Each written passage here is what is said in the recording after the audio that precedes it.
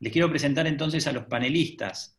Está con nosotros Tatiana Estrada, que es médica graduada de la UBA, especialista en enfermedades infecciosas, formada en el Hospital Fernández, experiencia en manejo de infecciones generales asociadas al cuidado de la salud y al VIH, con especial foco en embarazo en pacientes VIH positivas y medicina del viajero, asesoría y consultorías en bioseguridad, prevención y control de infecciones. Actualmente infectóloga del Centro Infectológico a cargo del doctor Alctlas Iptey y infectóloga de guardia del Hospital Fernández. Bienvenida, Tatiana. Gracias. Gracias por la invitación. Y después el doctor Luis Gregoric, que es médico egresado de la Facultad de Medicina de la UBA, cursó de especialización en Medicina del Trabajo de la UBA, se desempeña como coordinador de Medicina Laboral del CEMIC, ha trabajado para las ART La Caja y Federación Patronal, entre otras. También ha dirigido departamentos médicos laborales en empresas como Cencosud, Serra Johnson, Subterráneos, ambos han sido miembros vistas, quería aprovechar para decir. Subterráneos de Buenos Aires y Molinos Río de la Plata, entre otras. Bienvenido, Luis, gracias por estar con nosotros. Gracias a ustedes por la invitación. Entonces, reitero, porque todavía no veo preguntas en el chat, que yo ahora les voy a hacer una pregunta a ambos como para ir entrando en calor, pero no pierdan la oportunidad de hacer las preguntas para ya abrir la conversación. En el chat donde dice Q&A, QIA, preguntas y respuestas, pueden hacer sus preguntas a nuestros especialistas. Entonces quiero empezar y por ahí le hago la misma pregunta a los dos, en el orden que quieran, o Tatiana, si quieres empezar vos y después voy con Luis. Bueno. En función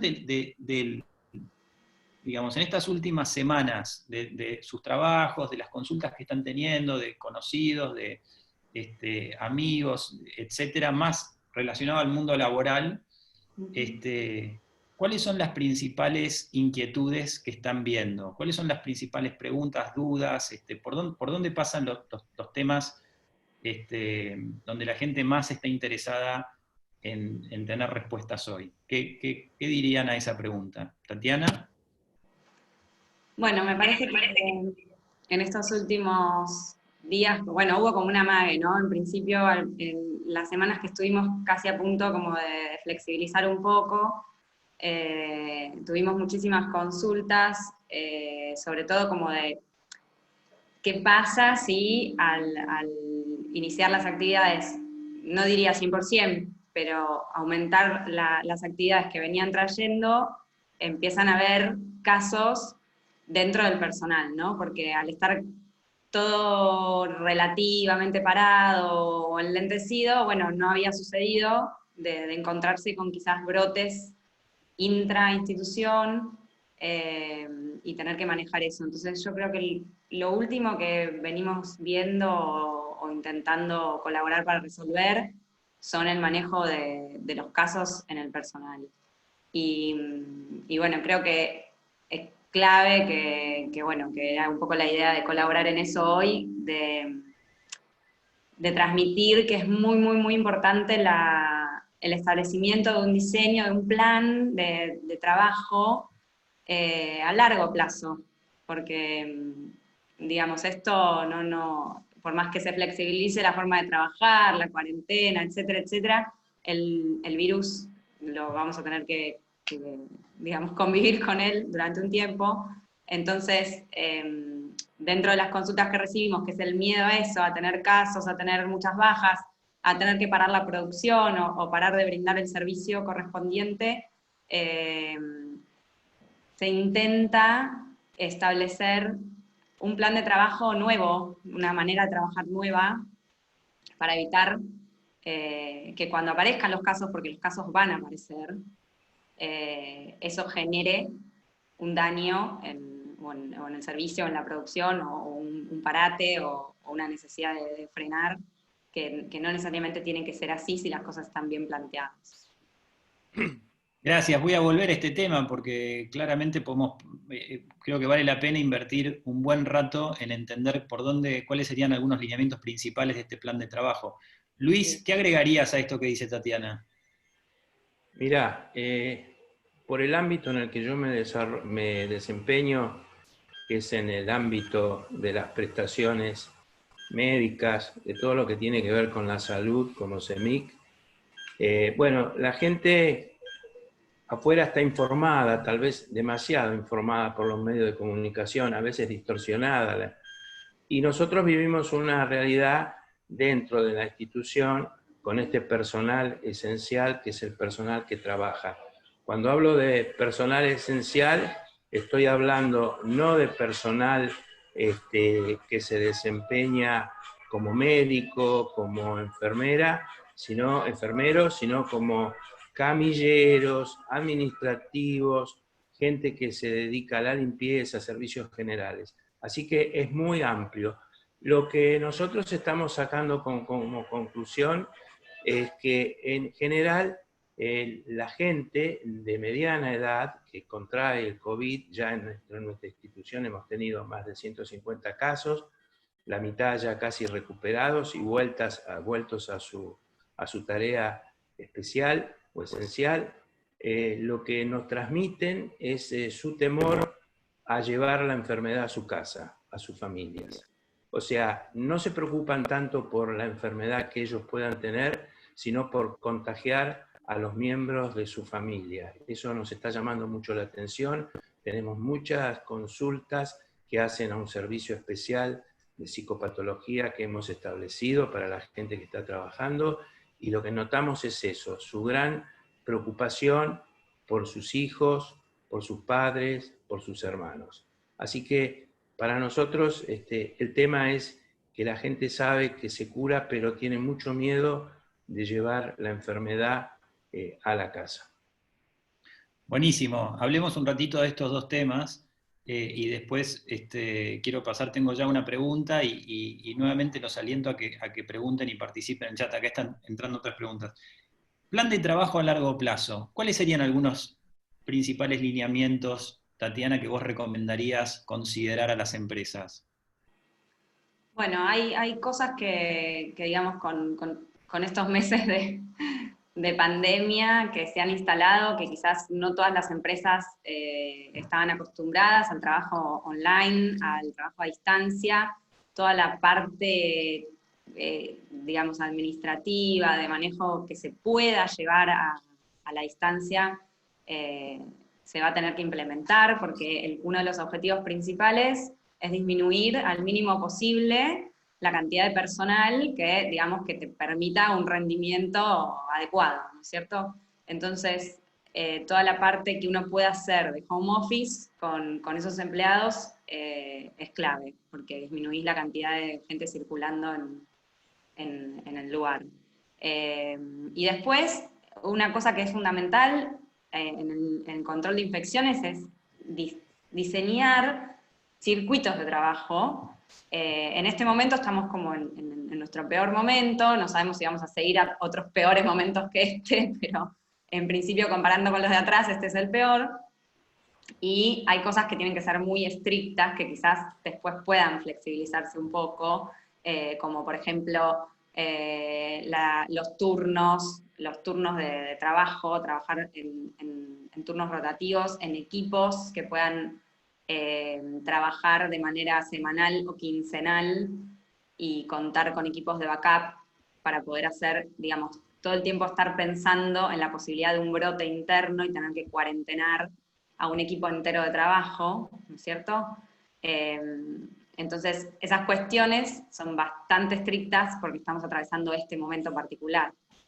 Quizás después podamos reacomodarlas, pero después el circuito de trabajo, cosas desde chiquitas, desde el movimiento intraempresa, que los equipos administrativos no se crucen con los equipos de planta, que no se crucen con el equipo de transporte o el de seguridad, los horarios en comedor, los vestuarios, la manera en que las personas ingresan a la institución, la cantidad de ingresos, digamos, supongo que todos acá estarán familiarizados con los procesos, con el control de calidad de procesos, por lo tanto, acá hay que aplicar esos conocimientos para diseñar un proceso de manejo del personal dentro de la institución y ya acostumbrarse a eso y tenerlo como el proceso estandarizado de trabajo a largo plazo. Después hay que tener en mente, para mí es como un concepto clave, que si uno tiene estas cuestiones ordenadas, diseñadas, con control de calidad, sabemos, digamos, para ir a los ejemplos, por dónde entra la gente, qué horario le corresponde a cada equipo, cómo hacen para cambiarse en el vestuario, cómo, bueno, si hay un control térmico al ingreso, cómo al egreso se descartan los materiales, cómo se mantiene la distancia en cada puesto de trabajo, cómo se maneja el tema del transporte en caso de instituciones que manejan transporte de producto, los equipos de transporte. Bueno, si uno lo tiene diseñado y lo tiene ordenado y hace un control de calidad de eso y lo mantiene en el tiempo, es mucho más fácil de manejar un brote dentro del personal que si uno digamos, se pone a diseñar esto, a ordenar las cosas cuando tiene el primer caso positivo. Si piensan lo que implica tener un caso positivo, uno tiene un empleado positivo y tiene que ir hacia atrás, 48 horas, 72 horas antes, a ver qué fue lo que pasó con esa persona, con ese trabajador, con quién estuvo en contacto, con qué zona del lugar estuvo en contacto, aislar esos contactos. Si vos te pones a pensar, si todo está ordenado, el personal está capacitado para entender que si cumplen con eso, es mucho mejor para ellos y digamos, para todos los compañeros y para el producto en sí también, o sea, que para sus trabajos. Si está ordenado, vos vas a tener un foco chiquito, vas a tener que cuarentenar o aislar durante 2 semanas a la mínima cantidad de personal, porque no vas a tener otro contacto.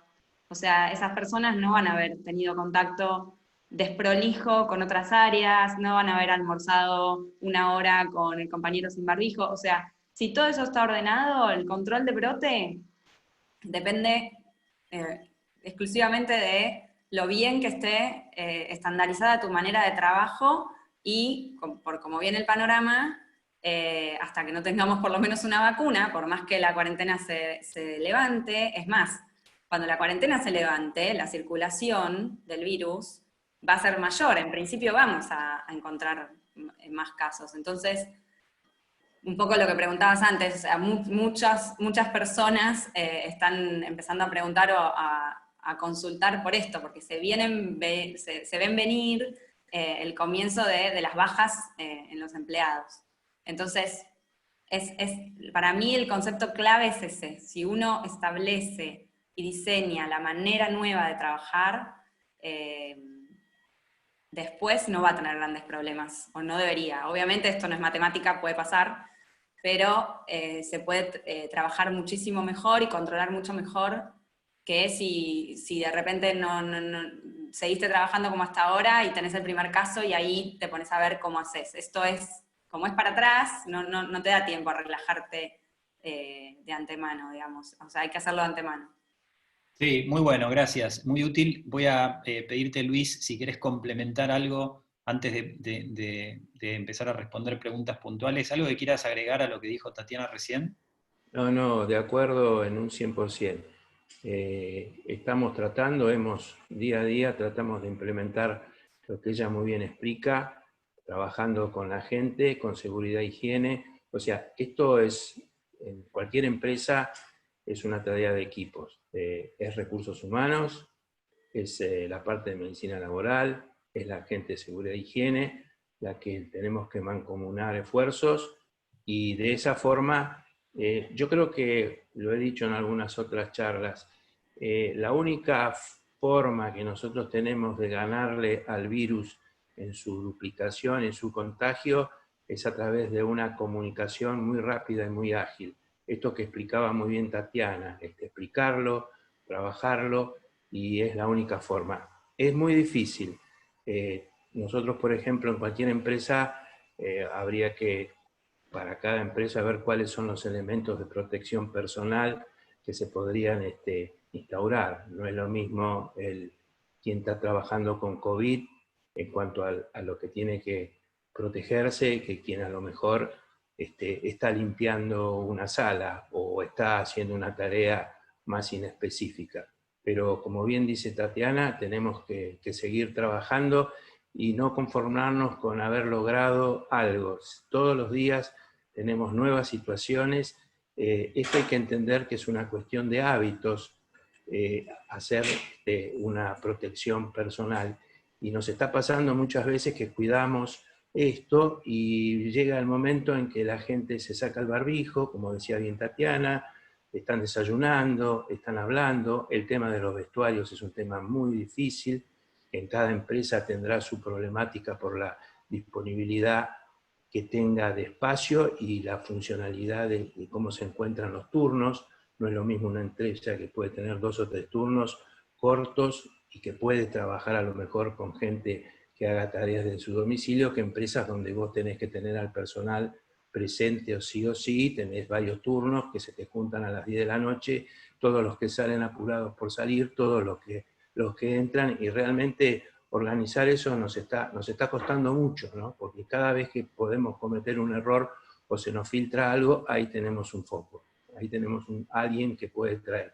Y hay un tema también muy importante que lo estamos trabajando mucho, estamos viendo con mucha frecuencia que nosotros podemos hacer todo lo posible para evitar un foco, pero a veces el foco viene de afuera, o sea, más allá del control de la temperatura, a veces vienen por alguien que su esposa, la persona trabaja con nosotros, la esposa está en su casa, cuida a una anciana, la anciana tiene COVID positivo, se lo transmite a esta mujer que la cuida y se lo pasa al marido, y a veces el paciente viene y es asintomático. O sea, y todo, Tatiana lo sabe mejor que yo, cada vez vemos más que la problemática del asintomático existe. O sea, vos tenés gente que a veces descubrís que tuvo COVID porque le haces un dosaje de inmunoglobulinas, de anticuerpos, y te parece que tiene inmunoglobulinas para COVID, y no tuvo ninguna manifestación. Ahora, ¿cuánta gente contagió? También eso está en discusión, si aquella Tatiana lo debe saber mejor que yo. Los casos asintomáticos, qué capacidad de contagio tienen respecto a los casos donde vos podés verlo. Así que es una tarea donde no podemos bajar la guardia en ningún aspecto, en ninguna parte de la empresa. Nadie se puede hacer el distraído. Es una actitud. Cuando empezamos a la mañana ya sabemos que tenemos que estar alerta. Cuando terminamos a la noche ya nos quedamos con preocupaciones para el día siguiente, para empezar a trabajar. Es difícil, pero bueno, nos está demostrando que podemos, y que lo único que podemos hacer es trabajar en equipo y comunicarnos diariamente de todo lo que nos esté pasando y de toda la experiencia que estamos en este momento adquiriendo con esta pandemia. Miren, gracias. Les revelo como una suerte de diálogo interno, porque me gustaría quedarme en este tema, me surgen preguntas, sí, pero a la vez quiero darle cabida a los que están preguntando por el chat. Entonces, déjenme irme al chat un ratito y volvemos a profundizar en algunos. Y ustedes me dicen, si no tienen respuesta, no hay problema, no tienen por qué saber todo, ¿no? Martín pregunta, en caso de tener alguien que se contagie en el personal, ¿lo debe tratar la ART o la obra social? No sé si se entiende la pregunta, pero dale, Luis. Perdón, no sé, Tatiana, a lo mejor vos tenés más experiencia. Yo te cuento la problemática que nosotros tenemos. Nosotros en CEMIC somos, a vez de estar asegurados en una ART, somos prestadores. Entonces todo eso es un tema. Toda persona que trabaja en una empresa que tenga capacidad o que tenga el título de esencial, tiene que denunciar a la ART la enfermedad profesional. Nosotros, aunque a veces sabemos que se la ha contagiado afuera, tenemos obligación de denunciarla a la ART. Todo evento que ocurra dentro de la empresa, tenemos que denunciarlo, o la empresa lo tiene que denunciar. Le van a pedir, la ART siempre va a pedir algo que se llama la dispensa. Dispensa es la autorización para que la persona pueda trabajar. Si es una persona que está en relación de dependencia y tiene esa dispensa, esa autorización, si tiene COVID, independientemente de que uno piense que se lo agarró en otro lado o haga la elucubración, lo tiene que denunciar a la ART. Es la ART la que después va a aceptar o rechazar la situación. Por lo menos es así como nosotros lo estamos viendo y hemos tenido la experiencia. Nosotros denunciamos todo COVID positivo, por supuesto hay que mandarle una serie de elementos como ser el hisopado, el resultado del hisopado y otras cosas que nos pide la RT, pero nosotros lo tenemos que denunciar. Ok, gracias. Sí, Tatiana, para agregar. No, quería agregar a lo que dijo muy bien Luis, que a veces quizás en el CEMIC, como ellos hacen las dos cosas al mismo tiempo, no se diferencia, pero en el caso de un trabajador que correctamente hay que denunciarlo porque es una enfermedad del trabajo, pero no sé si en la pregunta quizás, digo para que no quede quizás pendiente la duda del que preguntó, la parte de asistencia del trabajador lo hace su cobertura. Después, Okay. como dice Luis, cuando la cobertura, el médico que lo trató, que lo vio, hace esa nota y ese resultado de hisopado, todo eso se presenta en la RT y la RT es quien decide que el trabajador se reincorpore. Perfecto. Sí, sí. Quiero entonces preguntar, y están empezando a sumarse las preguntas, entonces acá yo les voy a agradecer que traten de hacer foco y resumir y ser expeditivos en la respuesta, así no nos queda, tratamos de despejar la mayor cantidad posible.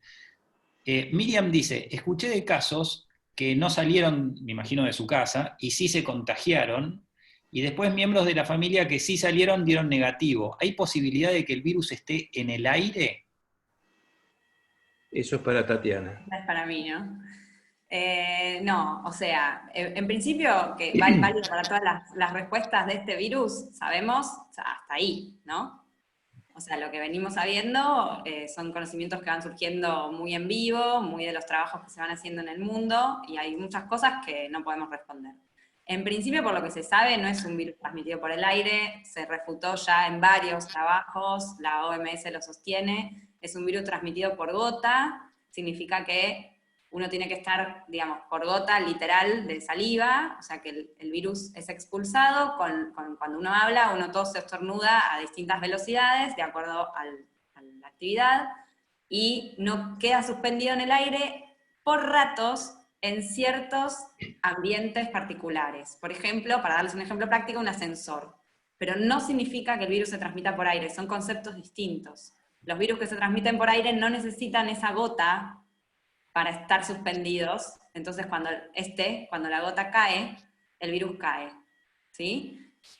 Son conceptos distintos. Esto que pasa con las casas, que algunos se contagian, otros no, son variabilidades de la persona, de la inmunidad, del inóculo que tuvieron. No es lo mismo alguien que por ir al supermercado justo le estornudaron en la cara, que quizás un familiar de esa misma persona nunca tuvo un inóculo grande, entonces, y tiene una buena inmunidad, digamos, o cursó asintomático. Y nunca nos enteramos que lo tuvo. Clarísimo. Matías dice, en nuestra empresa tenemos 2 turnos que no se cruzan y hacemos desinfección entre ellos. ¿Alguna recomendación para estas desinfecciones? Hoy, además de limpieza, estamos usando luz UVC. ¿La contesto yo? Como Tatiana, adelante, Tatiana. Bueno, la recomendación general para las limpiezas es, se va a un turno, se limpia. Si ese turno es muy prolongado por la actividad correspondiente, se recomienda no dejar pasar más de 3 horas para realizar una limpieza, con foco en los lugares, digamos, con más carga de fluidos orgánicos, los baños, los comedores, los lugares donde quizás se toca mucho, las máquinas que estén quizás con mucho contacto. Pero si son 2 turnos y en el medio hay un bache horario y no se cruzan y no son turnos muy prolongados, con la limpieza post-turno está bien. Ok, lo mismo, pienso lo mismo. Perfecto. José Luis dice lo siguiente, cuando una empresa tiene un protocolo con normativas que debemos cumplir en cuanto al distanciamiento, entre paréntesis 2 metros, evitando el contacto estrecho y que no estamos expuestos por más de 15 minutos. De existir un caso de riesgo, ¿cómo lográs obtener información de parte de los empleados para que informen a la empresa si realmente tuvieron contacto estrecho? Sabiendo que de informar afirmativamente estaría diciendo indirectamente que tuvo un incumplimiento en la norma de seguridad en el protocolo.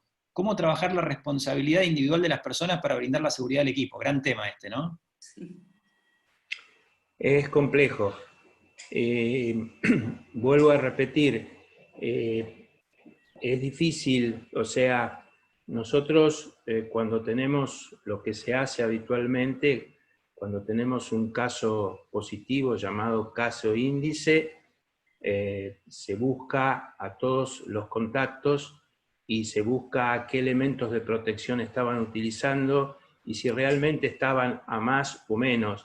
Pero a los fines prácticos eso sirve para hacer una indicación formal en cuanto a hisopado, aislamiento, automonitoreo.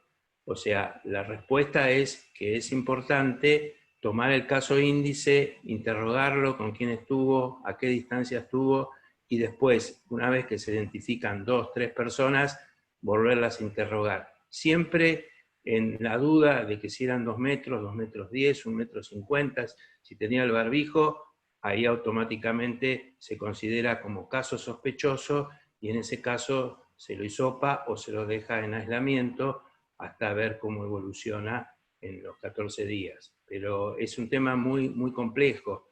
Nos ha pasado que muchas veces le dicen a una persona que estaba a 2 metros y después hablan por ahí con un infectólogo o con otra persona y le dicen que no, que en realidad no sabe bien, no se acuerda. Así que es muy difícil. Eso, lo importante es tomar el caso índice, interrogar a las personas y ante la duda actuar, no dejar no, porque estuvo a 2 metros y tuvo menos de 15 minutos, me quedo tranquilo. No, nos ha dado mal resultado esa interpretación.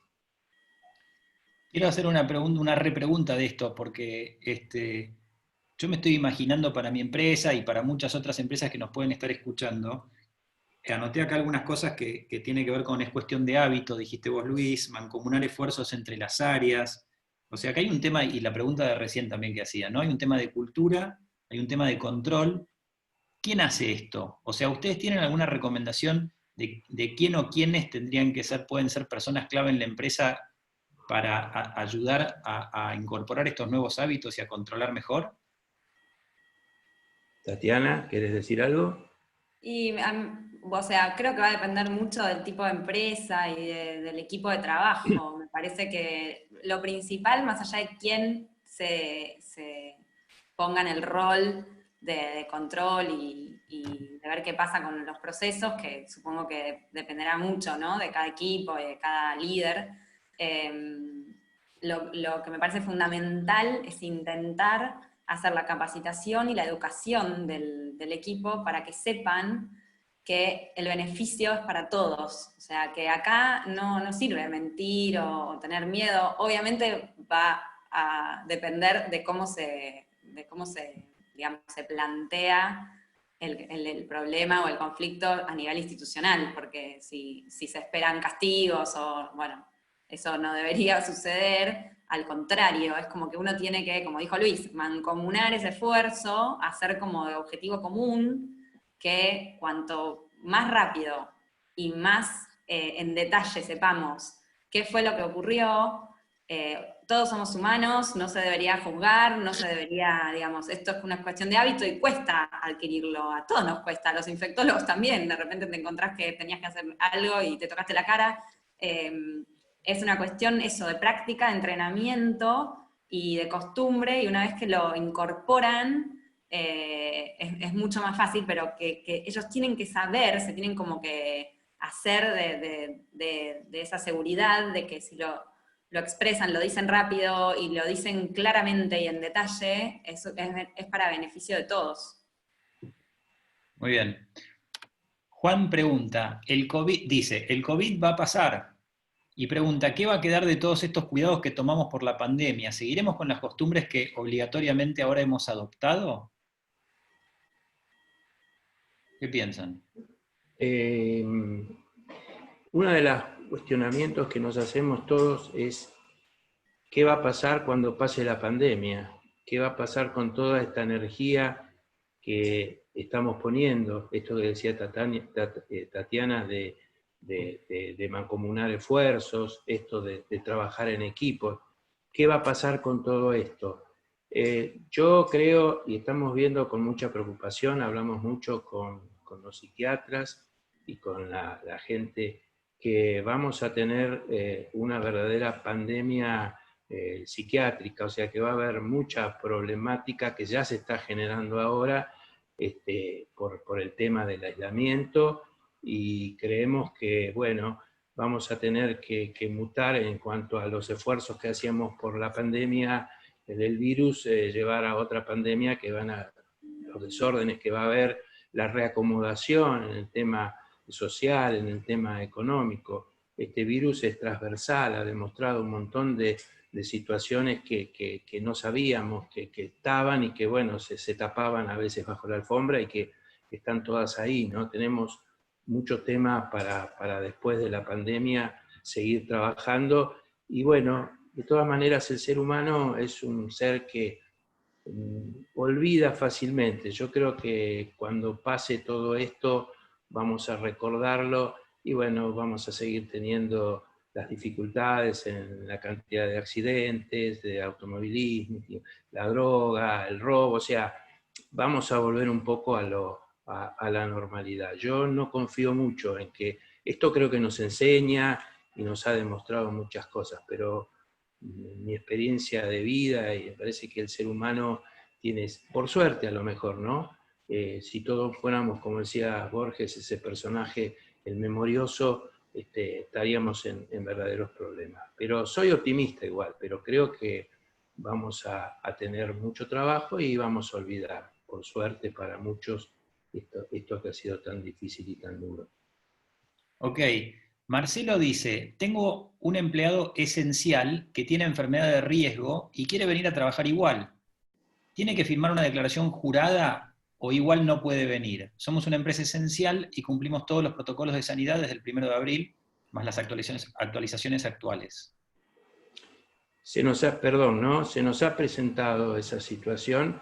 Hay una resolución que habla de determinadas patologías: asma moderado, asma severo, cardiopatías, diabetes. Nunca se aclaró si la 1 o la 2, o la insulina dependiente. Nosotros hemos tomado medidas y desgraciadamente ha ocurrido en algunos hospitales públicos que ha fallecido gente que trabaja en enfermería porque tenía una base de diabetes, así que nosotros somos muy cautos, pero se han dado situaciones donde a veces, por necesidad de esa tarea esencial que esa persona desempeña, se puede hacer una declaración jurada, una responsabilidad, porque en esto está interviniendo la RT también, o sea, no podemos nosotros tomar la atribución de decirle que vuelva, porque si después la RT tiene que cubrir la muerte o una complicación, nos va a decir, ¿y por qué estaba trabajando si había una resolución?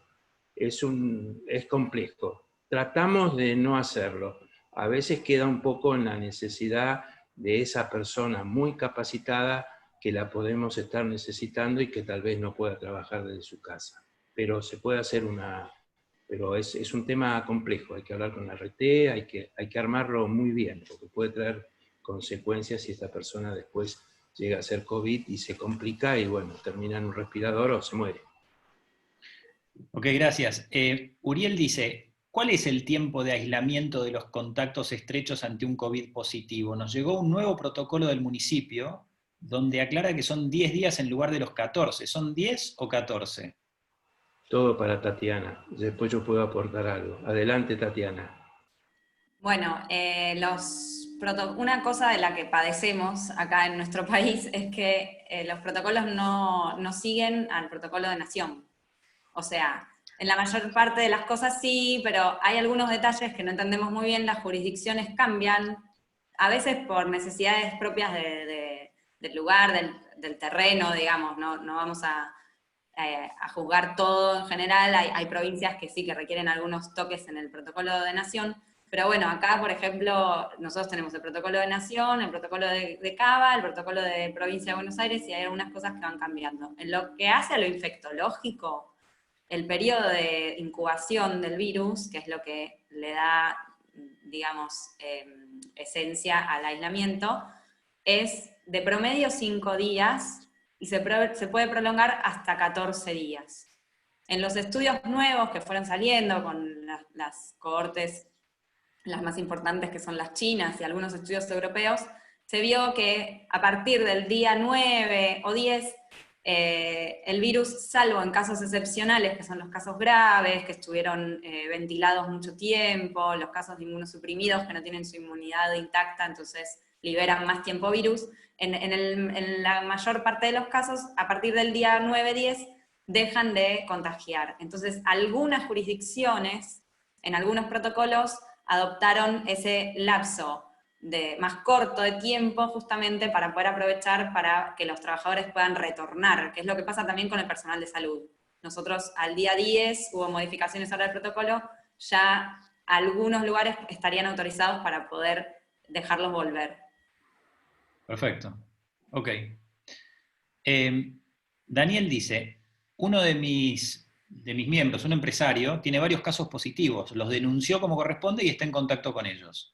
Los empleados están en la casa con su familia y no tienen control de las autoridades de su aislamiento. Si es así, ¿cómo se controla la propagación? A ver, esto cae siempre en responsabilidad de la RT. Nosotros sabemos que si es un personal de salud o cualquier personal, cuando se hace la evaluación, la primera evaluación después de que resulta COVID positivo, tanto las obras sociales como los sindicatos, lo que hacen es evaluar la posibilidad del aislamiento de la persona. Lo hace también la RT, por supuesto. Si la persona puede estar aislada en su domicilio, autorizan a que esté en su domicilio. Si no, están los famosos hoteles donde la gente va. Hay condiciones para estar en su domicilio, por ejemplo, de la existencia de otras personas, pero el control lo debe hacer la RT. La RT tiene un grupo de infectólogos que continuamente o diariamente o cada 2 o 3 días tienen que estar llamando y preguntando cuál es la evolución de la persona que está en su domicilio. Si está en un hotel, porque la llevaron a un hotel, ahí hay un equipo de médicos, infectólogos, que están controlando la evolución de la persona que está aislada. O sea, es responsabilidad de la RT es una enfermedad profesional, y hacer el control de la persona que está y del grupo dentro del cual está en su domicilio o en el hotel. Leonardo pregunta, ¿un empleado con PCR negativo puede volver a trabajar en forma inmediata? Bueno, eso va a depender de por qué le hicieron la PCR. Si el empleado tuvo síntomas y la PCR es negativa y médicamente se consideró que no era necesario repetirla y que se interpretó como COVID negativo, puede inmediatamente volver a trabajar. Si esa PCR se hizo a un contacto estrecho, cosa que es discutible, porque los contactos estrechos no se deberían hisopar, pero hay situaciones grises en donde se decide hacer la PCR. Si se hizo un contacto estrecho, no debería volver, aunque tuviera PCR negativa, porque es un error que vemos mucho ahora, que se abrió la capacidad de diagnóstico, hay muchos laboratorios privados haciendo PCR por privado, entonces no se requiere demasiado control que pase por un equipo médico para indicar esa PCR, y PCR negativa en un contacto, listo, vuelve a trabajar. No, porque si es un contacto, justamente lo más importante no es el diagnóstico, sino el aislamiento. A nosotros esa PCR no nos cambia la conducta, esa persona tiene que estar 14 días aislada, o 10, como hablábamos recién, en la mínima, porque al día 9 puede arrancar con síntomas y con liberación de virus. Si vos le haces la PCR, te quedas tranquilo y lo incorporás al equipo de trabajo, y listo, chau, ese error te puede costar todo un brote en el lugar. Muy bien, gracias. Anaí pregunta, ¿las desinfecciones con amonio cuaternario alcanzan? No sé, Luis, si querés No, es todo tuyo. El amonio cuaternario es uno de los sanitizantes que se usa y que es bastante útil en el sentido de la diferencia de limpieza y desinfección y sanitización o higienización es que algunos compuestos desinfectan pero no limpian, y algunos limpian y no desinfectan. El amonio cuaternario es uno que tiene la capacidad de hacer ambas cosas, entonces a veces reduce mucho bueno, los tiempos, es más práctico. Lo que hay que tener cierta precaución porque es bastante agresivo con algunos tipos de materiales y con la piel. O sea que hay que usarlo con protección. ¿Se recomiendan espacios ventilados con estos fríos? ¿Cómo hacer con la calefacción por aire? ¿Alguna sugerencia? Bueno, el tema de ventilación es un tema que quizás se encuentra mucho, hay mucho en la bibliografía, pero siempre se trata de, bueno, digamos, la bibliografía habla de lugares donde hay pacientes positivos. O sea, todo lo que hay estudio para la ventilación, el intercambio de los litros que hay que intercambiar por hora y todo eso, se refiere a donde tenemos positivos. Se supone que nosotros en el ambiente de trabajo, si tuviéramos un positivo, va a ser detectado rápidamente. En el ambiente domiciliario de trabajo se recomienda ventilar, aunque haga frío. Lamentablemente a nosotros nos agarró con el invierno, pero 2 o 3 veces al día se recomienda ventilar, incluso se recomienda en las distintas áreas, si no es de riesgo, o digamos, me refiero a las puertas, por ejemplo, que sectorizan las áreas. Si dejar esas puertas abiertas no es de riesgo, porque no es el ingreso a una planta, o no hay riesgo de que algún transporte o alguna máquina pueda interferir, se prefiere dejar las puertas abiertas para que haya circulación de aire. Y si no es posible porque nos congelamos, digamos, porque hay plantas que... Bueno, entonces, aunque sea 2 o 3 veces al día, hacer un recambio, abrir, que el aire recambie y circule un rato y volver a cerrar y calefaccionar.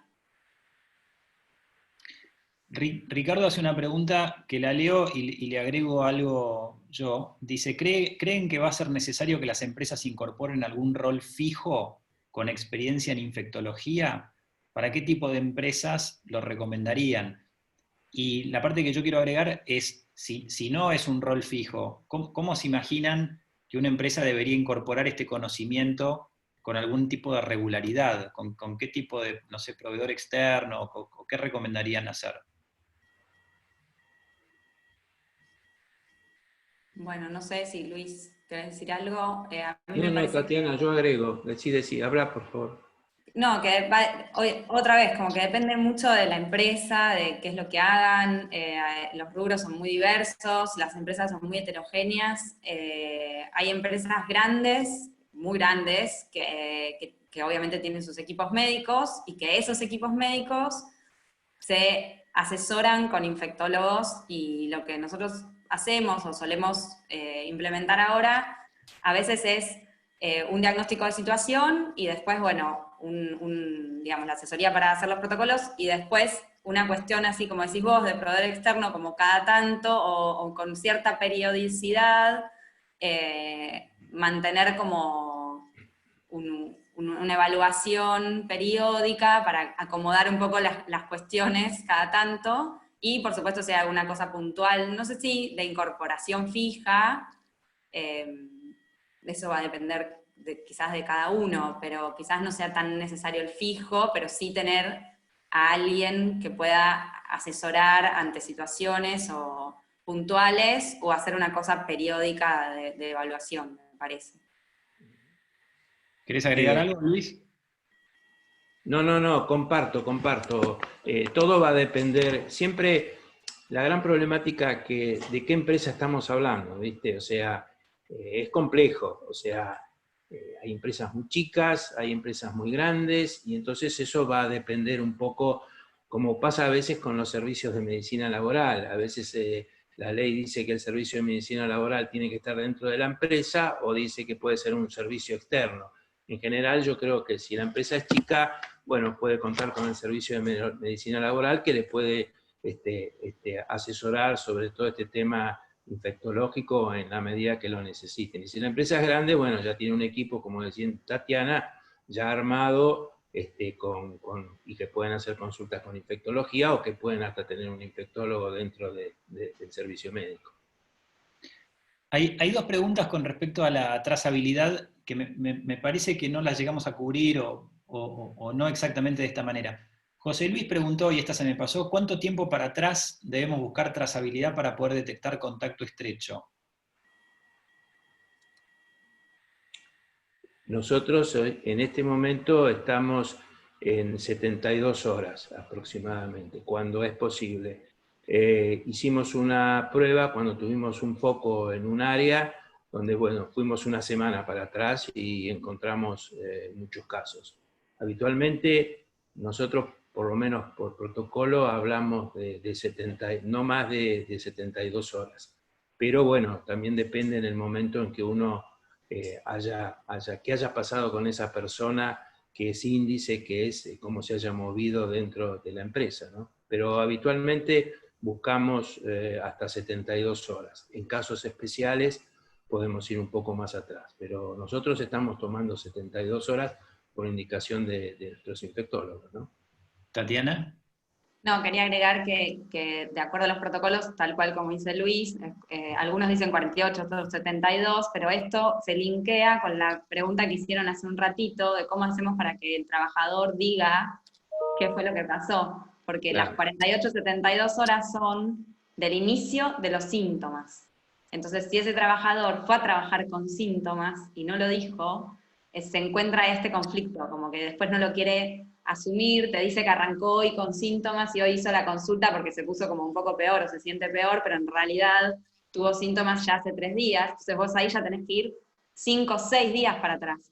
Entonces, digamos, lo que tiene razón infectológica es ir 48, 72, previo al inicio, porque son los días donde uno puede tener virus en mucosas y no tener síntomas. Son 3 o 2 días antes de arrancar con síntomas. Pero te encontrás con estas situaciones, que tenés que flexibilizar el tema de la 72 porque te encontrás con que quizás no sabías en principio cuándo era el inicio real de síntomas. La otra parte de esta pregunta, creo que no la cubrimos, es si un empleado estuvo expuesto al virus, pero no presenta síntomas, ¿puedo permitir que trabaje? Si estuvo expuesto al virus y no presenta síntomas, es contacto estrecho. Aislamiento. Si es que entiendo bien la pregunta, no sé a qué se refieren bien con expuesto al virus, pero si viene y te dice que su mamá fue positiva y es conviviente de su mamá, bueno, él es contacto estrecho. Para mí es clave, porque el que es positivo, porque hizo fiebre y tiene síntomas y está en un sanatorio, es fácil para el empleador. Ese empleado no vuelve hasta que no tiene la alta médica. Ahora, es clave mantener a los contactos aislados. Porque estén bien o no tengan síntomas, no es razón para que vuelvan a trabajar. Todo lo contrario, es como al que hay que tener más cuidados, al que está bien, pero tuvo contacto. Justamente por lo que decíamos antes, que quizás en el día 9 ese trabajador arranca con síntomas y vos ya lo reincorporaste. Tengo una pregunta que me interesa, si estuviéramos tomándonos un café, digamos, fuera del aire y digamos, en un marco un poquito más privado, ¿no? Y yo les preguntara, ¿qué país resaltarían como un ejemplo, digamos, teniendo en cuenta que acá hay un tema de crisis de salud, pero también de crisis económica y que las respuestas no son parejas alrededor del mundo, los países están ensayando diferentes estrategias. Sin decir Argentina, por más que Argentina, supongamos que crean que Argentina es el mejor ejemplo, pero supongamos que no. ¿Qué ejemplo resaltarían del país que para ustedes es el que mejor está haciendo las cosas y por qué? Yo resaltaría a Israel uno sabe que están haciendo mejor las cosas por la información que le llega. En este tema uno nunca sabe si la cantidad de infectados es la que nos dan, nunca sabe si la cantidad de muertos. Yo estoy convencido que en nuestro país, cuando hablamos de 2.160 casos, seguramente deben ser más, porque hay mucha gente que no lo denuncia, o bueno.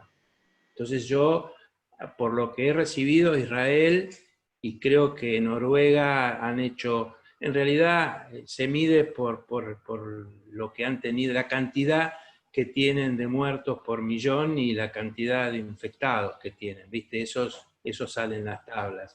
Pero hay un prejuicio, ¿viste? Cuando uno habla de ese país es porque piensa, nos han decepcionado, ¿no? Porque, ¿viste? Uno también pensaba en Estados Unidos, en España, en Italia, en Inglaterra, y nos han decepcionado. Pero yo creo que tal vez, por lo que me han comentado, los que mejor han trabajado son algunos países nórdicos, Noruega y también Israel. Eso es lo que yo puedo decir por lo que escuché o por los datos que he visto, ¿no? Pero mi pregunta, solamente para quedarme un segundo en esto, porque me interesa, es ustedes desde donde la especialidad que tienen y el conocimiento que tienen y por el rubro en el que están, si tienen en cuenta también la parte económica, digamos, porque acá, digamos, uno puede controlar esto con una cuarentena recontra estricta, pero la economía tiene un impacto muy grande.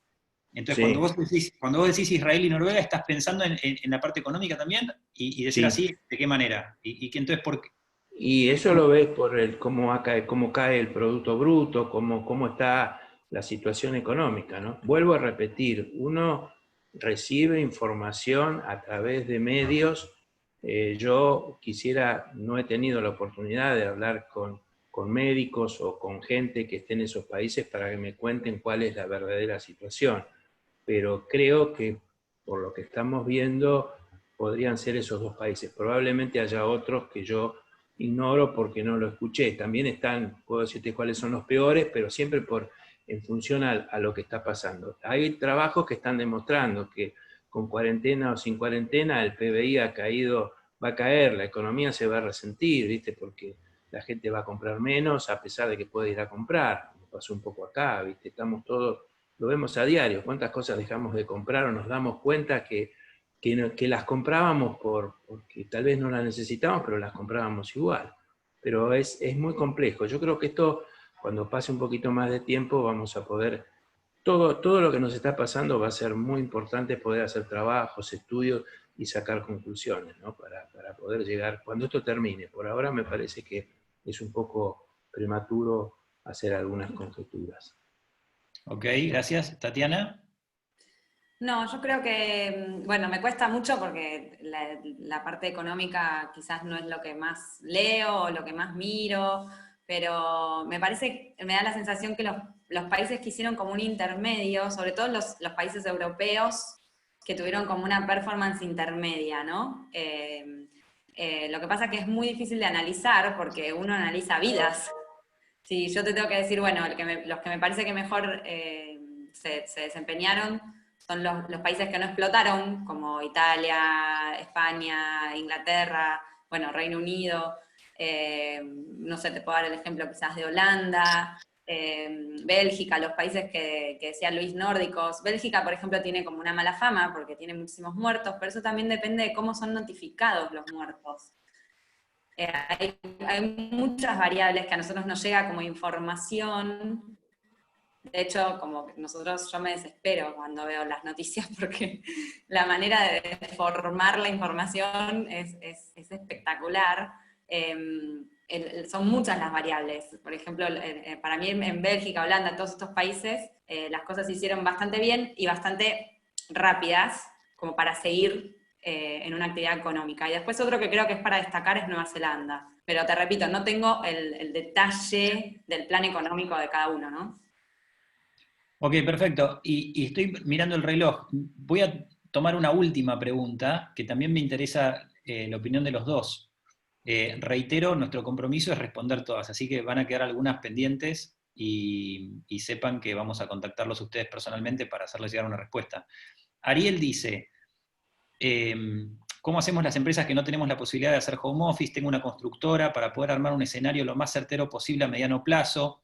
Pero acá va la pregunta, es decir, ¿hay un aproximado posible de estabilización de la curva? O sea, el momento de no volver atrás con las fases de la cuarentena, que quiere decir cerrar, abrir y volver a cerrar. ¿Qué piensan de esto? Las damas primero. Bueno, es la gran pregunta, ¿no? Yo creo que, bueno, una cosa es lo que uno desea, que viendo cómo vienen los casos y esta semana y semana a semana, esperamos que quizás ahora, a fines de julio, agosto, esto haga como una meseta y se estabilice, pero la realidad es que no lo podemos saber y estamos como un poco atrapados por nuestra propia elección de la cuarentena. Yo creo que lo que vamos a tener que hacer es abrir, quizás obviamente paulatinamente, inteligentemente, como se dice, con ciertas cosas finas en cada sector para tratar de evitar que esto explote. Y después vamos a encontrarnos con rebrotes, sin dudas, porque nosotros estamos tan limitados en la circulación que cuando empecemos a abrirnos, el virus muy probablemente empiece a repicar.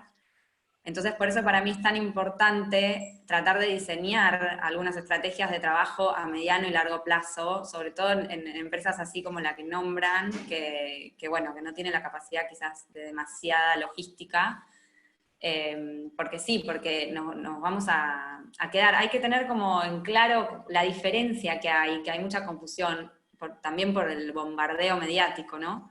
De lo que es la cuarentena y la estrategia del gobierno de cuarentenarnos, que esto es una opinión mía, pero creo que estuvo bien hasta un punto, y porque sabían lo que tenemos de sistema de salud, ¿no? Yo trabajo en la salud pública, y creo que no hubiéramos resistido, que esto hubiera sido un desastre, no tengo la menor duda de eso. Entonces es la estrategia del gobierno, más allá de sus matices económicos y variabilidades de eso, que no me meto ahí porque no es mi tema, es para eso, para no tener que en la puerta del hospital decir, bueno, a estos 3 atiendo y a estos 3 los tengo que dejar morir. Es crudo, pero es así. No estamos tan lejos de eso, y la estrategia es para eso, pero no quita que cuando la estrategia se termine, o se adapte, o se vuelva como un poco más flexible, no quita que el virus va a seguir, no es que levantamos la cuarentena digamos, lo que quiero decir es, la disminución del pico y la disminución de la circulación y de casos no va de la mano con el levantamiento de la cuarentena. La cuarentena seguramente se levante antes de que todo esto infectológicamente o epidemiológicamente termine, porque no va a haber manera, digamos, de seguir toda la pandemia así. Entonces, algo se va a hacer, supongo, en las próximas semanas, como para poder ir liberando, y esperemos que eso no genere un pico peor que el que ya estamos viviendo. Eso es lo que deberíamos evitar en parte, no sé, alguna manera inteligente de hacerlo. Perfecto. Para cerrar, Luis, que estamos en hora, un comentario final tuyo con esto. Bueno, mirá, voy a hacer algo muy, muy sincero y muy emotivo. El virólogo con el cual nosotros trabajamos me dijo hace unas semanas, Luis, se viene un pico que vamos a estar entre 3.000 y 4.000. Está cerca. Entonces, mi pregunta, como habitualmente antes de la pandemia almorzábamos juntos, le dije, ¿cuándo crees que vamos a poder encontrarnos a tomar un café o almorzar como lo hacíamos siempre? Me dice, mirá, con algunas precauciones en septiembre. Así que es una forma de explicar lo que dice, a lo mejor no muy académica, pero lo que piensa un virólogo que está procesando más de 600, 700 muestras por día, que está al tanto de cómo este virus ha... Así que yo dejaría, tal vez, todos los infectólogos decimos que no sabemos, que va a depender, pero bueno, me quedaría con las palabras de mi amigo que me dijo, nos vamos a poder encontrar tal vez con barbijos en septiembre. Así que quiero poner una ilusión y ojalá pudiera ser antes, pero yo creo que en septiembre vamos a poder estar otra vez como estábamos antes de la pandemia, como dice bien la doctora, con problemas, con rebrotes y esas cosas. Así que a tener fe y a esperar la primavera, que ya falta menos. Bueno, que así sea. Muchas gracias, Tatiana, muchas gracias, Luis, gracias a todos los oyentes que nos acompañaron hoy, que tengan unas muy buenas noches, que estén bien. Gracias nuevamente. Gracias. Igualmente. Bueno, gracias a vos, Gracias, Tatiana, gracias a ustedes, Gracias. Adiós, nos volveremos a ver. Adiós. Suerte.